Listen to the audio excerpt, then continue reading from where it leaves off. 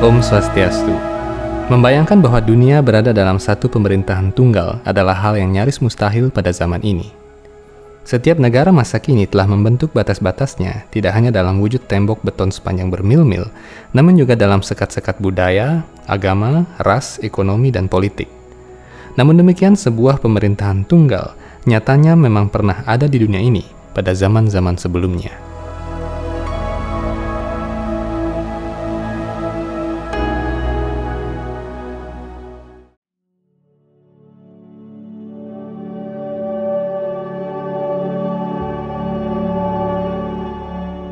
Sejak awal ciptaan, masing-masing planet di alam semesta memiliki seorang pemimpin, termasuk bumi. Oleh karena itu, dari zaman ke zaman, bumi dikenal oleh para penduduk planet-planet lain dengan nama-nama berbeda. Pada awalnya, bumi disebut dengan nama umum Burloka, namun tatkala pemerintahan Maharaja Ila, keturunan Manu pertama, bumi dikenal sebagai Ilawarta.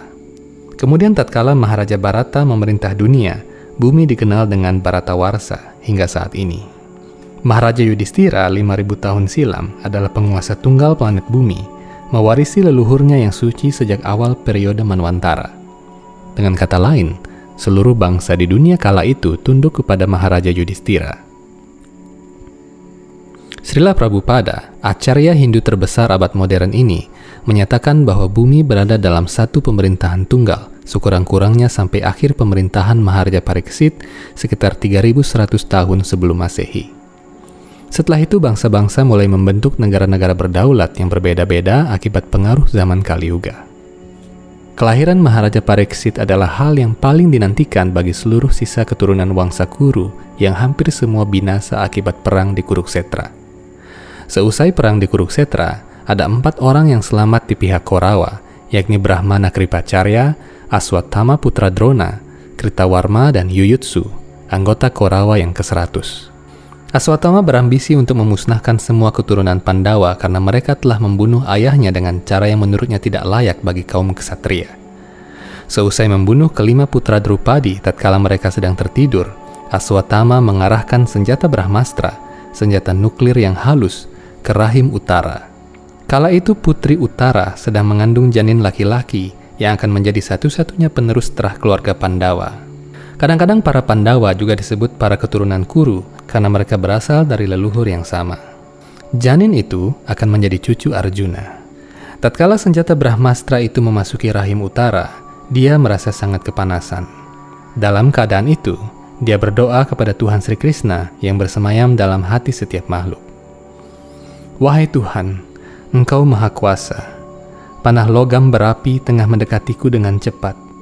Biarkanlah hanya aku saja yang terbakar jika Engkau memang berkehendak. Namun mohon jangan biarkan panah itu membakar janinku. Wahai Tuhan, mohon berkenanlah. Tuhan Sri Krishna mendengar doa dari penyembahnya yang tulus, segera hadir di tempat itu. Beliau mengambil wujud kecil dan masuk ke dalam rahim Putri Utara untuk menyelamatkan janin yang berada di ujung mara bahaya itu.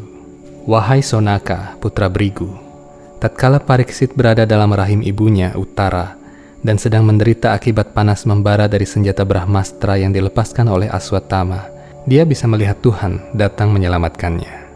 Tuhan mengecilkan badannya menjadi seukuran ibu jari, namun beliau seutuhnya rohani dan tidak tercemar. Tuhan Sri Krishna sangatlah tampan.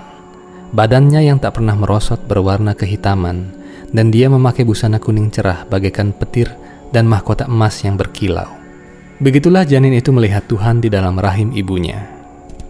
Tuhan Sri Krishna tampak dengan 4 lengan, antingnya berkilau bagaikan emas cair dan matanya merah bagaikan darah. Tatkala Tuhan hadir di dalam rahim itu, gadanya terus-menerus mengelilinginya bagaikan bintang yang melesat-lesat. Kemudian Tuhan meredam radiasi nuklir yang dipancarkan senjata Brahmastra. Laksana matahari membuat sebutir embun menguap habis. Pariksit yang masih berwujud janin itu mengamati Tuhan yang maha tampan, takjub untuk mengenal siapakah dia.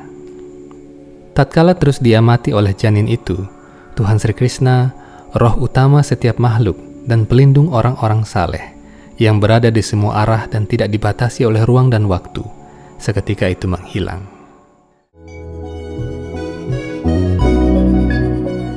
Hindu Times Channel kini memiliki fitur Join Member. Dengan mengklik Join Member di bawah video ini, Anda mendapatkan fitur-fitur konten yang lebih eksklusif. Anda dapat memilih salah satu di antara 3 fitur member kami, yakni Kanista, Madhyama, dan Utama, sesuai kebutuhan Anda.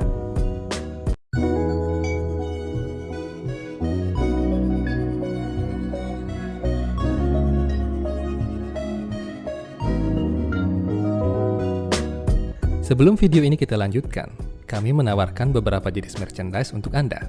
Kami menyediakan t-shirt, tote bag, dan majalah Hindu Times edisi 13 hingga 15. Untuk membeli secara online, silakan klik link pada kolom deskripsi.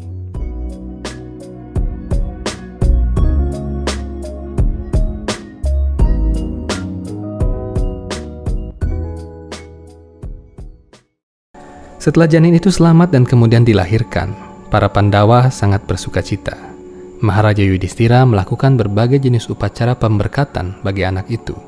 Beliau mengundang orang-orang suci, para Brahmana yang berkualifikasi, dan membagi-bagikan kekayaannya. Dinyatakan bahwa saat bayi itu dilahirkan adalah waktu yang mujur, sehingga pada saat itu seseorang hendaknya membagi-bagikan sejumlah kekayaan, biji-bijian, dan kacang-kacangan kepada para Brahmana dan berdana punya ke tempat-tempat suci. Ini akan membawa kemujuran rohani pada keluarga yang bersangkutan dan bayi yang baru dilahirkan. Para resi yang agung menamai bayi itu Pariksit. Beliau juga dikenal sebagai Wisnurata, atau yang dilindungi langsung oleh Tuhan Sri Wisnu. Selama 36 tahun pemerintahan Maharaja Yudhistira di Indraprastha, Pariksit tumbuh dalam pendidikan yang baik dari kelima kakeknya. Dalam Weda Mahabharata, bagian Mahaprastanika Parwa, dinyatakan bahwa Maharaja Yudhistira bersiap-siap untuk pensiun dan meninggalkan kerajaannya. Beliau memberikan tahta Indraprastha, Hastinapura, kepada Pariksit. Dari uraian dalam Weda Mahabharata dapat kita simpulkan bahwa usia para Pandawa saat peperangan berakhir adalah sekitar 130-an tahun, dan usia kakek Bhisma rata-rata adalah 200-an tahun tatkala beliau berpulang. Pada zaman Dua Para Yuga, usia manusia bisa mencapai 1000 tahun, namun pada akhir Dua Para Yuga, usia manusia perlahan-lahan merosot. Jadi pada zaman itu, seseorang yang berusia 100 tahun masih terlihat seperti seseorang berusia 500 tahun pada zaman ini. Di zaman Kali Yuga pun demikian. Di akhir zaman Kali Yuga, usia manusia tidak lebih daripada 16 tahun dengan tinggi rata-rata tak lebih dari 100 cm. Pada zaman Dua Para, tinggi rata-rata manusia adalah 2,5 hingga 3 meter. Demikianlah setelah kelima Pandawa mengasingkan diri ke hutan dan kembali ke dunia rohani, Pariksit mengambil tanggung jawab sebagai penguasa dunia. Dalam Mahabharata disebutkan, setiap jengkal tanah dan laut di planet bumi adalah wilayah kedaulatannya. Kemasyurannya sama dengan Maharaja Ikswaku, keturunan Manu ke-7, penguasa dunia di zaman sebelumnya. Panji-panjinya berkibar di seluruh dunia. Semua bangsa tunduk kepadanya dan aturan-aturan Dharma Sastra yang murni dan suci. Tidak ada manusia yang mengalami kekurangan pangan saat dia memerintah. Karena beliau secara konstan melangsungkan berbagai macam yadnya kepada Tuhan, tidak ada penyakit di seluruh dunia saat itu. Tidak ada manusia yang mati secara tidak wajar. Tidak ada kejahatan. Iklim menjadi stabil dan setiap musim terasa sama sejuknya. Tidak ada panas membara dan dingin yang ekstrim. Demikianlah efek-efek mujur yang terjadi secara fisik apabila Tuhan dan para dewa berkenan pada suatu negeri. Tuhan dan para dewa akan berkenan apabila pemimpin suatu negeri selalu mengutamakan keselamatan para Brahmana atau orang suci, anak-anak, wanita, orang lanjut usia, dan melindungi sapi.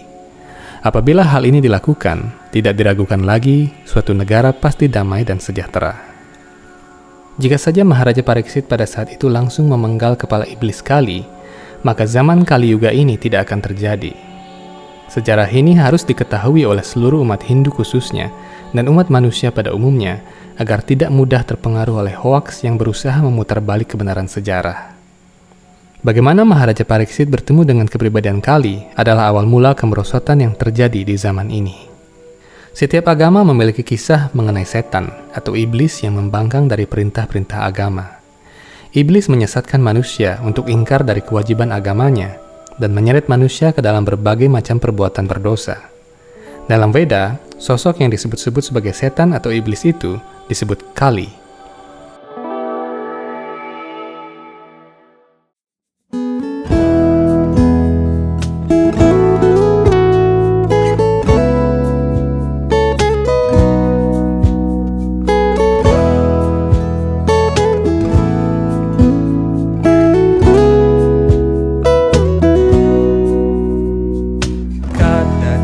kalindita tawi binasanggita ka